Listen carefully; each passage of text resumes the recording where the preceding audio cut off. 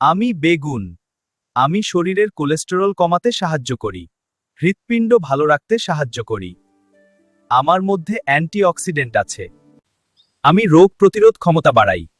হজম শক্তি উন্নত করি। কোষ্ঠকাঠিন্য কমাতে সাহায্য করি। ওজন কমাতে সহায়ক।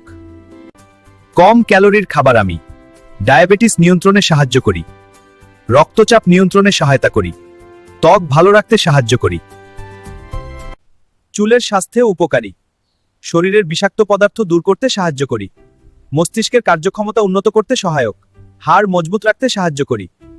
শরীর ঠান্ডা রাখতে সহায়ক। পুষ্টিকর ফাইবার সরবরাহ করি। সুস্বাদু রান্নার রাজা আমি। ভর্তা, ভাজি, তরকারি সবখানেই আমি জনপ্রিয়।